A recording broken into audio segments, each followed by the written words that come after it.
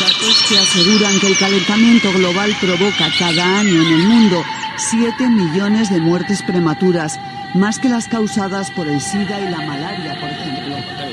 Han ido a parar al río Guadiamar después de que se rompiera una balsa en las minas de Aznalcóllar. El vertido, que contiene ácidos y metales pesados, ha afectado a viviendas. Estos picos de polución no solo hacen que nuestra salud se resienta, también reducen nuestra esperanza de vida. El petrolero, el Prestige, que naufragó ayer con 77.000 toneladas de combustible en su interior. Hay que controlar que no aumente el vertido al mar.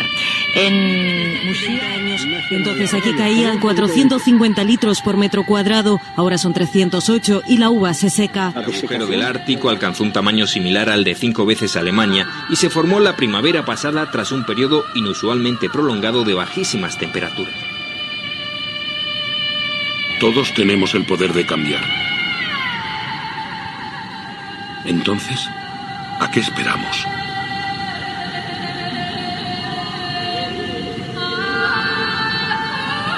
Bueno, pues ya sabéis que cada semana analizamos uno de los grandes retos para la humanidad, que se mira también con una cierta desidia por parte de los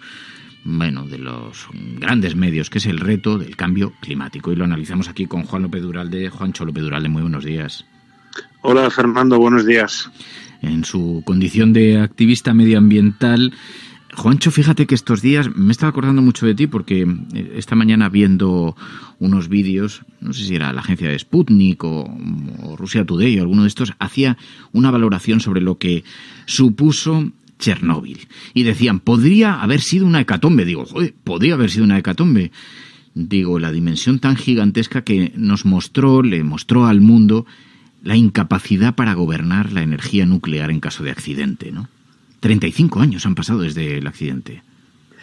Bueno, 35 años ya del accidente de Chernóbil, ¿no? Algo que en aquel tiempo yo me acuerdo muy bien, aunque era muy joven, me acuerdo muy bien que un argumento utilizado una y otra vez por los defensores de la energía nuclear era que lo que se llamaba el síndrome de China por entonces, que es la fusión del núcleo del reactor, nunca podría ocurrir, que eso era imposible, que había 0% de posibilidades, ¿no?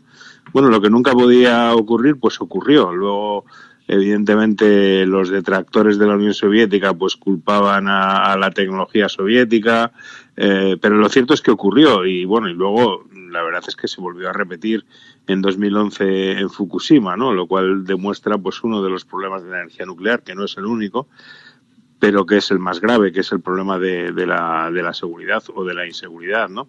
Una espada de Damocles que siempre ha llevado consigo desde entonces la energía nuclear, porque realmente los daños de Chernóbil pues están ahí, y a pesar de que se ha intentado a lo largo de la historia pues efectivamente lavar un poco la imagen, ¿no? Y hay especialmente un colectivo del que se ha hablado muy poco a lo largo de los años, que es el colectivo que se llamó Los Liquidadores, que se calcula que fueron más de 600.000 personas que participaron en el enterramiento del reactor, porque cuando el reactor estaba en llamas, pues lo que finalmente se optó fue por taparlo, ¿no? Por taparlo para tratar de apagar el fuego, ¿no?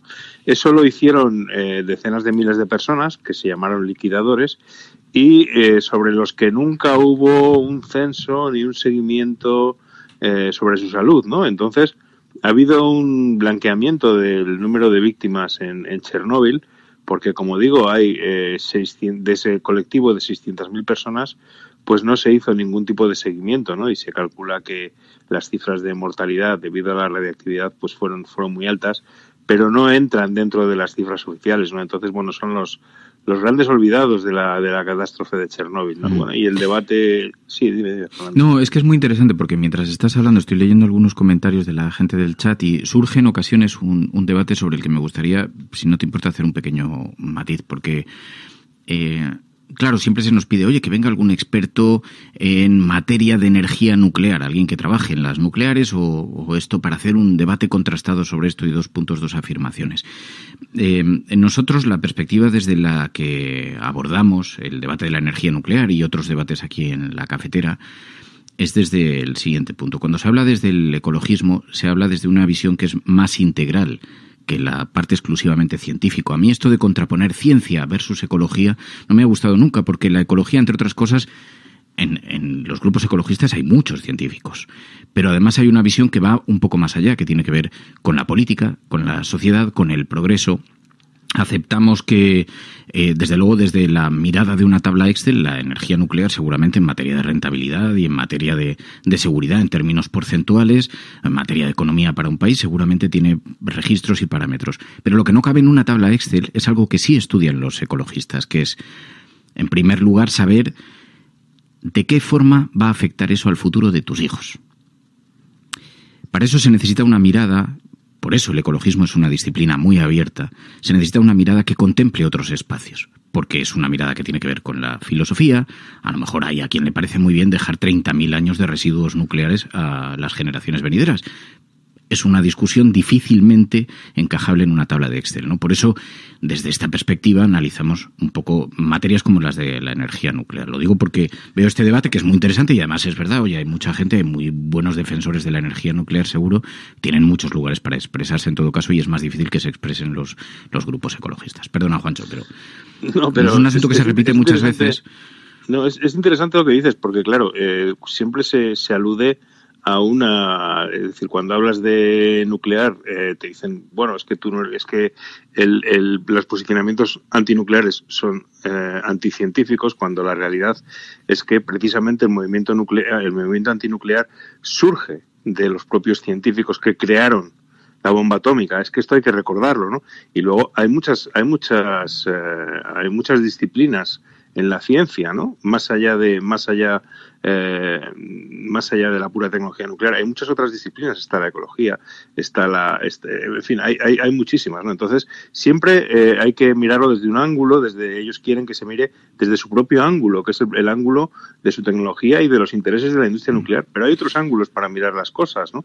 Y en ese sentido, realmente, lo que yo llevo muchos años debatiendo pero muchísimos años debatiendo con expertos nucleares, y evidentemente los problemas siguen ahí, y por más que se empeñen en negarlos y en rebatirlos, siguen ahí. El tema de los residuos radiactivos sigue ahí, no se ha resuelto, está sin resolver, y lleva muchos años diciendo que tal tecnología, que tal otra tecnología, ahí siguen los residuos radiactivos, no se sabe qué hacer con ellos, son un problema para la sociedad, ¿no? El tema de la seguridad, pues ahí tenemos Fukushima, que fue muchos años después de Chernobyl, y así sucesivamente, ¿no? Pero en fin, pasa en casi todas las materias, ¿no? Que hay una disciplina científica o tecnológica que se puede sentir afectada y trata de utilizar el descrédito, desacreditar al contrario, cuando la realidad es que, bueno, pues efectivamente hay una visión más holística, hay una visión de otras disciplinas que ellos no tienen en consideración en absoluto, ¿no? Están centrados. Cuando además hay un hecho, yo creo, Juancho, que es importante poner en evidencia. Nadie niega la conquista tecnológica que supone la energía nuclear. Es utilizada en la ciencia, en la medicina, es utilizada para cosas que son, por ejemplo, la detección del cáncer, la lucha contra el cáncer. Nadie niega los avances y lo que supone. La cuestión es si debe ser la fuente de energía por la que deben apostar países, gobiernos, instituciones y empresas. Si esa debe ser la única fuente de energía. Si no hubiera sido por la denuncia reiterada de los movimientos ecologistas, jamás se habría logrado concienciar a la sociedad y habríamos aceptado como natural convivir con un riesgo potencial tan extraordinario. Pero nadie cuestiona lo otro, porque es evidentemente un hallazgo y es evidentemente un desarrollo muy importante para la sociedad y para el desarrollo humano, ¿no? No, pero además fíjate que normalmente en vez de utilizar el debate, se utiliza el descrédito, la descalificación, los bots en redes. Esto es algo que desgraciadamente pues los defensores de la energía nuclear hacen constantemente, ¿no? Yo lo lamento, pero es así y creo que es muy desgraciado. Lo cierto es que la energía nuclear está en declive en todo el mundo. Esa es la realidad. Cada año se cierran más reactores de los que se abren. Y el motivo también es otra cuestión que tiene mucho que ver, y es un motivo económico, ¿no? Es decir, que en este momento la energía nuclear, desde el punto de vista económico, pues no compensa. Si compensara, pues se estarían construyendo centrales nucleares, porque no existe ninguna cortapisa legal. Es decir, en España, por ejemplo, desde el año 97, el año que se liberaliza el sector de la energía, se podrían construir centrales nucleares, pero no se construyen porque a ninguna empresa le interesa, porque cada día más las energías renovables son más rentables. Es decir, el kilovatio producido por energías renovables es mucho más barato que el kilovatio nuclear. Esa es la realidad, ¿no? Oye, muy interesante en todo caso esto mismo que ha ocurrido en Fukushima, el anuncio del gobierno japonés de que van a liberar al mar, ya no tienen capacidad para almacenar más residuos y van a liberar al mar parte de estos residuos radiactivos. Se anuncia con unos procesos para intentar reducir la capacidad de contaminación, pero claro, la alerta ha sido global y el mundo entero ha mirado estupefacto ante un anuncio como ese, ¿no? Claro, hay una preocupación, ¿no? Hablábamos de Chernóbil y luego recordábamos que efectivamente está Fukushima, ¿no? Y Fukushima, pues en este momento hay miles de toneladas de aguas contaminadas, de aguas radiactivas, que no saben qué hacer con ellas y que las van a liberar al océano, ¿no? Tratando de utilizar la dilución como sistema para evitar daños mayores. Bueno, esto realmente lo único que hace es diluir efectivamente esa contaminación en el océano, como se ha hecho desgraciadamente desde hace muchas décadas con los residuos nucleares. No hay que olvidar, o quizás la gente más joven no lo sepa, pero una de las grandes batallas ecologistas en España fue la lucha contra el vertido de residuos radiactivos de las centrales nucleares del norte de Europa en la fosa atlántica gallega, ¿no? A unas 200 millas de Galicia. Una de las imágenes más icónicas de Greenpeace, una lancha, estaban unos barcos lanzando, porque se almacenaban, se olvidaban, se tiraban al mar, los bidones con residuos radiactivos, y una lancha se cruzó y se la llevó por delante, y se ve al activista por los aires. Es brutal esa imagen. Por eso te digo que la utilización del mar como vertedero de residuos radiactivos, desgraciadamente es muy vieja, ¿no? Como te digo, desde los años 50, desde que empieza a utilizarse la energía nuclear en Europa, se utiliza el océano para deshacerse de los residuos radiactivos, hasta que efectivamente interviene Greenpeace diciendo, oiga, ustedes están utilizando el mar como basurero, pero no se sabe las consecuencias que puede tener el vertido de estos residuos radiactivos, ¿no? Y finalmente el Convenio de Londres sobre vertidos precisamente prohíbe que se viertan al mar residuos radiactivos, ¿no? Sin embargo, pues en el caso de Fukushima, pues estamos viendo que se vuelve a esa misma actividad, ¿no? Es decir, como cuando no sabemos cómo deshacernos de una sustancia peligrosa, pues la tiramos al mar, ¿no? Y bueno, desgraciadamente esto sin lugar a dudas tendrá consecuencias sobre los océanos, a pesar de que nos intentan decir que no pasa nada y minimizar los impactos, como desgraciadamente ya estamos acostumbrados, ¿no? Yo aquí, ya en el contexto de todo este debate, recuerdo a un amigo ecologista que murió, Ladislao Martínez, de Ecologistas en Acción, que decía aquello de que los ecologistas solemos tener más razón de la que nos gustaría tener. Y en este debate, pues me gusta traer esa frase porque creo que los hechos, desgraciadamente, nos han dado en muchas más ocasiones la razón de lo que nos gustaría. Juancho, han ocurrido cosas interesantes esta semana. Déjame que te pregunte por la cumbre del cambio climático. Estados Unidos parece que tiene un cambio de postura, que parece que retoma el camino de la concienciación. Bueno, la propia cumbre en sí mismo ya es un cambio importante, ¿no? Recordando que venimos de gobiernos de Donald Trump, pues el hecho de que Estados Unidos convoque a los líderes mundiales para hablar de medidas contra el cambio climático es importante, ¿no? Esta cumbre se produce en el contexto del proceso después de París, del Acuerdo de París, en el cual pues los países tienen que aumentar la ambición, o tenemos que aumentar la ambición para reducir las emisiones y conseguir unos compromisos mayores que los actuales para evitar ese aumento de las temperaturas de 1,5 grados centígrados. Entonces, lo que ha hecho el presidente Biden es convocar a los líderes mundiales para ver cómo van esos aumentos de compromisos y anunciar, por su parte, pues un compromiso que a mí me parece importante, que es la reducción del 50% de las emisiones norteamericanas para el año 2030, ¿no? Tomando como base las emisiones de 2005. Yo creo que es un anuncio muy relevante, ¿no? Y que realmente pues muestra ese cambio de tendencia que ojalá otros países sigan, y yo creo que el hecho de que Estados Unidos se sume a este giro para la reducción de emisiones, pues va a tirar definitivamente de la transición y va a tirar del mundo para que realmente esa reducción se produzca realmente. Oye, otro asunto también que nos ha parecido, este ya más localizado en España, pero una ley para que los animales dejen de ser cosas.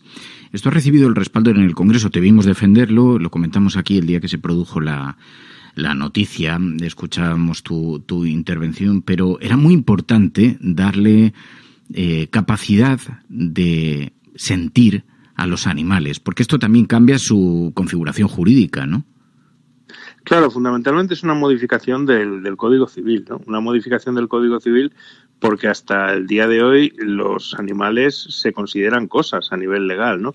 Es decir, que en caso de un divorcio, en caso de una mudanza, en caso de un accidente, un animal, es decir, el que tenga un animal de compañía, pues es a día de hoy legalmente considerado como cualquier otro objeto, ¿no? Cuando lógicamente es un secreto a voces que los animales son seres vivos y por lo tanto son diferentes y necesitan de un tratamiento diferente a una cosa material, ¿no? Esto está contemplado en los códigos civiles de muchos países europeos, empezando por el propio Tratado de la Unión Europea, el Tratado de Lisboa, y lo han recogido en sus códigos pues Francia, Austria, Alemania, Suiza, es decir que es algo que afortunadamente pues ya está establecido en los códigos civiles del resto de países europeos, pero España todavía pues no ha llegado ahí, no ha llegado porque desgraciadamente, aunque era una propuesta que estaba ya muy avanzada en la última legislatura, se convocaron elecciones y se quedó a medio camino. Entonces, Unidas Podemos y el PSOE lo hemos vuelto a plantear en el Congreso y esperamos que esta vez vaya adelante, ¿no? La verdad es que es una cuestión que afortunadamente tiene bastante apoyo, con la excepción de los negacionistas habituales, ¿no? Pues Juancho López de Uralde, te agradezco muchísimo, como siempre, Juancho, tu ayuda. Muy buenos días, mucha suerte. Un abrazo, Fernando, chao. Ánimo, adiós. Seguimos aquí en